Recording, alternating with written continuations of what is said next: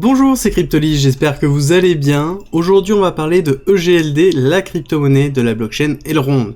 Alors, je vais l'appeler Elrond, mais aussi je vais l'appeler Multiverse X, parce que, en l'occurrence, elle est en cours de rebranding, elle change d'image, et c'est pas que de nom, c'est vraiment tout, on va en discuter tout à l'heure. Donc comme d'habitude, sur ces updates, je vous la divise en deux parties, une partie fondamentale où je reviens sur ce qu'est Elrond Multiverse X, les actualités, et ensuite on attaque la partie technique avec l'analyse réelle des prix pour déterminer où on en est, se fixer des targets court, moyen, long terme, et pouvoir planifier différentes actions. Et avant de commencer, je vous rappelle, si vous voulez soutenir la chaîne, c'est simple et efficace, il suffit simplement de liker et partager la vidéo, et abonnez-vous si c'est pas déjà fait. On commence tout de suite.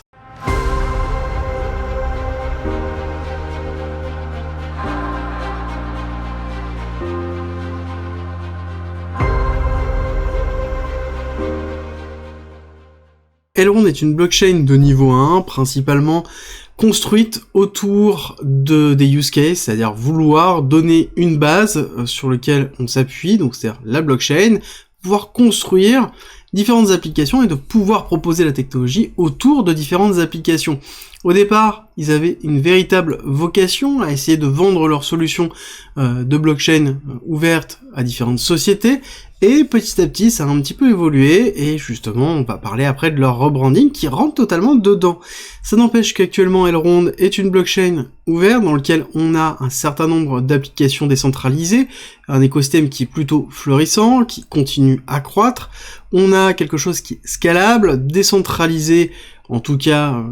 suffisamment décentralisé pour une blockchain qui n'existe depuis pas si longtemps que ça, on le rappellera, et à côté avec quand même pas mal d'outils nécessaires pour pouvoir développer facilement autour de la blockchain Elrond.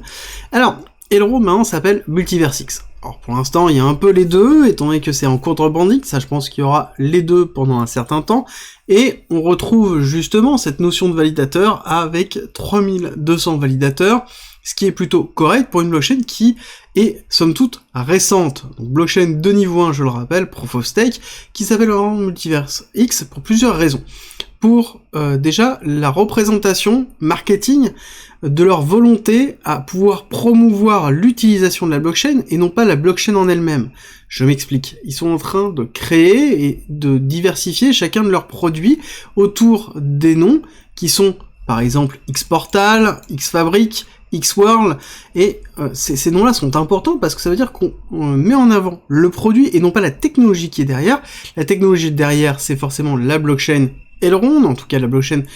structurelle qui se trouve en dessous, qui s'appelle maintenant Xfabric, mais on ne va pas promouvoir cette blockchain, on va promouvoir les produits qui sont construits autour de cette blockchain et l'écosystème qui est intégré dans cette blockchain. Et c'est très très important, ça veut dire qu'ils sont en train de switcher d'axe marketing, on va pas sur j'ai la blockchain la plus perfectionnée, la mieux, blablabla, on est sur quelque chose où j'ai un écosystème, j'ai des use cases, j'ai des éléments, voilà, si vous ne savez pas que ça fonctionne sur la blockchain, c'est pas grave, vous les utilisez quand même, parce que c'est quelque chose qui est intéressant, vous avez absolument accès à tout, et au niveau des différents produits, ils ont fait un rebranding de l'ensemble des applications qui étaient déjà construites dessus, et les ont intégrés dans un certain nombre d'autres applications, avec par exemple Xfabric qui représente tous les modules de la blockchain, nous avons Xportal qui est justement la partie métaverse avec l'inclusion des avatars et des NFT pour pouvoir transmettre, alors forcément ils ont une partie métaverse parce qu'on en parle beaucoup, et malheureusement on fait la schématique de Web3 égale métaverse, ou métaverse égale Web3, alors que c'est pas forcément le cas, mais là, en l'occurrence, voilà, ils ont aussi une construction autour de ça, et ils ont justement Xworld qui est autour. À côté, ils ont plein de produits, donc tous leurs produits, ils les ont segmentés, où on retrouve Xmoney crypto, Xmoney fiat, on a le wallet bien évidemment, on va avoir Exchange pour l'échange, mais on retrouvera derrière, qu'est-ce qu'on trouvera? Maillard par exemple, on va avoir tous les flots de transferts qui ont été effectués. Je rappelle que Elrond a racheté pas mal de sociétés spécialisées dans les transferts monétaires et dans les solutions de paiement, et on voit bien justement que on a derrière Multiverse X, parce qu'on propose à chaque fois des univers avec le X-Wallet, X-Explorer, X-Bridge, on a tous leurs projets qui se trouvent ici, et une simplification d'utilisation. On ne parle pas de blockchain, on parle de produits, on parle de use case, et ça aide beaucoup à la mass adoption, parce que la mass adoption n'a pas besoin de savoir que c'est une blockchain derrière, et a besoin de savoir est-ce que c'est utile dans ma vie de tous les jours, est-ce que c'est simple à utiliser, et est-ce que j'ai tout ce qu'il me faut dessus. Voilà, ils essaient de répondre à travers ça. Et on voit que d'ailleurs, leur roadmap 2023 est structurellement construite autour de ça, avec la possibilité d'avoir tout le reste sur courant 2023, avec la partie cross-chain payment, donc qui va être très importante, et la possibilité d'avoir l'application en mobile native app, qui va être important. En tout cas, on note que structurellement, la modification va prendre du temps, on le sait, un rebranding prend du temps, et qu'un rebranding de cette ampleur-là va prendre du temps, et c'est très intelligent de l'avoir fait en bear market, parce que ça va aider pour la suite, et globalement, ils sont en train de préparer le prochain bull run avec ce changement marketing. Ensuite, on a terminé sur la partie fondamentale, on attaque la partie technique. Partie technique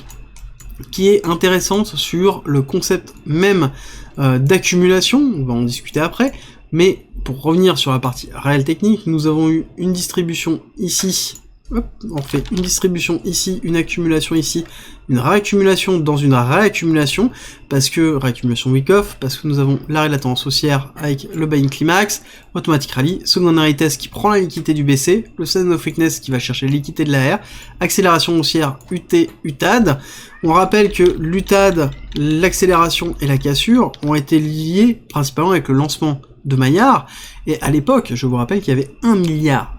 d'incentives à utiliser le DEX Maillard, d'accord, 1,5 milliard. Donc forcément, il y a eu une envolée au niveau de l'EGLD, avec 300, on est passé de 300 $ à 500, 550 quasiment, avec une cassure ensuite baissière, parce qu'il y a eu une modification de l'attribution de l'incentive, et puis après on a eu le début du marché du bear market, avec l'effondrement fin 2021 et début 2022. Ensuite, on se retrouve dans une cassure baissière avec une accumulation et une autre accumulation qui est dans l'accumulation pour nous faire le bas de la vague 2, le bas justement de cette accélération héliotiste, et nous sommes dans la spot zone parce que nous sommes dans une zone de rechargement long terme, et ça se voit aussi dans la structure basse, parce que dans la structure basse, nous avons une accumulation aussi de week-off, où on retrouve le selling climax, l'automatic rally, les secondary test, automatic rally, secondary test, automatic rally. Donc on est bien dans des tests, on crée ici une zone de résistance avec de la liquidité. Ce que l'on va attendre, ça va être une prise de liquidité, donc soit faire le STB, donc un secondary test de la phase B, d'accord, soit un spring, donc une dernière accélération baissière pour prendre la partie basse. On a comme target ici le 272 à 31 $, qui correspond au bas ici de l'order block, et justement à l'extension de Fibonacci de l'impulsion baissière qui a donné le mouvement baissier ici. Donc on est bien dans cette schématique là, où on a une target basse qui pourrait nous dire que potentiellement on va aller chercher plus bas, et qui serait justement cette prise de liquidité. Plus bas, oui, pourquoi? Parce que aussi on le voit qu'on a une incentive au niveau du prix qui est peut-être un peu faiblarde par rapport à ce qu'on peut voir. Hier, on a eu une grosse accélération, BTC, ETH, et certains autres alts, ça n'a pas été le cas au niveau de GLD. Il faut comprendre que c'est normal. Quand on a une forme de rebranding, on a aussi une forme d'incertitude, on a une forme de zone un peu grise dans laquelle les personnes sont perdues, et donc il va être plus compliqué d'avoir des accélérations haussière forte, étant donné qu'on est en cours de rebranding. Donc ça veut dire que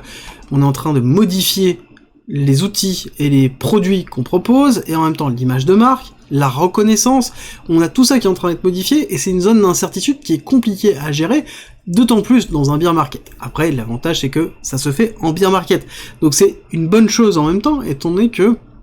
l'impact au niveau du prix est assez faible, et quand on arrivera sur du bull run pur, avec une nouvelle adhésion, une nouvelle phase d'adhésion, à ce moment-là, ils seront prêts avec leur nouveau marketing, avec leur nouveau produit, qui sera tourné vers la simplification, et c'est quelque chose qui, certainement, fonctionnera, en tout cas c'est mon avis personnel par rapport à ça, et qui permettrait d'avoir une accélération haussière par la suite.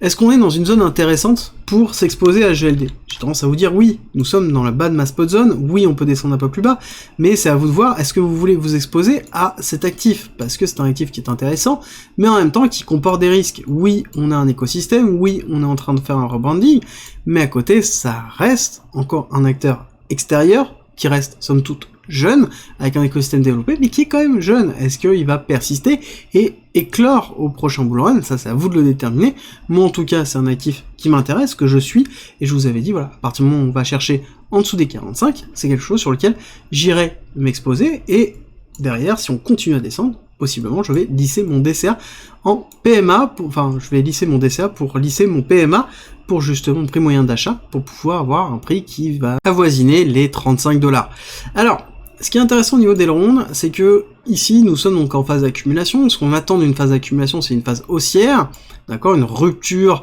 de la cause pour donner l'effet, donc avoir l'effet d'accélération pour aller chercher, idéalement, la grande vague 3 Elliottis découpée en 5 vagues, donc de fractalité, 5 vagues d'impulsion, pour aller chercher sur un prochain bull run une target de 1,618, target d'extension de la 1 sur le bas de la 2, qui nous donne un EGLD à 910$, quelque chose qui pourrait être tout à fait cohérent avec la volonté qu'ils ont de pouvoir drainer énormément de monde avec les outils simplifiés, ne pas parler de blockchain mais parler vraiment de use case, de quelque chose qui est simple d'utilisation, même si c'est propulsé par la blockchain, et je trouve que le concept en lui-même est intéressant et est totalement différent de ce qu'on a pu connaître sur le dernier bull run, donc 2020-2021, où on avait voilà, un narratif qui était plus autour de la blockchain en elle-même, d'être la meilleure blockchain, d'être une solution à Ethereum. Là ce n'est plus du tout le cas, et c'est peut-être ce qui va faire la différence sur le prochain bull run. À vous de me dire ce que vous en pensez en commentaire. Avant de se quitter, je vous rappelle que le Discord est en commentaire, c'est gratuit,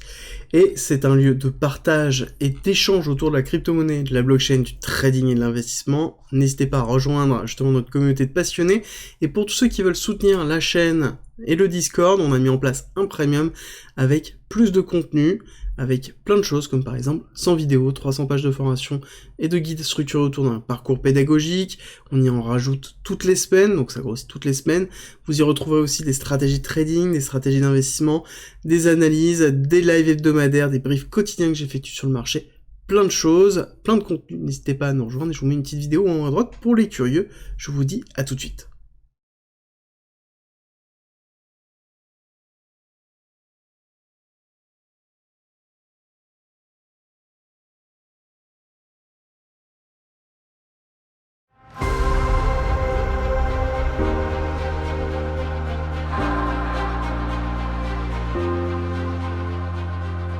Si tu aimes mon contenu, n'hésite pas, partage, like, ça m'aide énormément, et rejoins-nous sur Discord.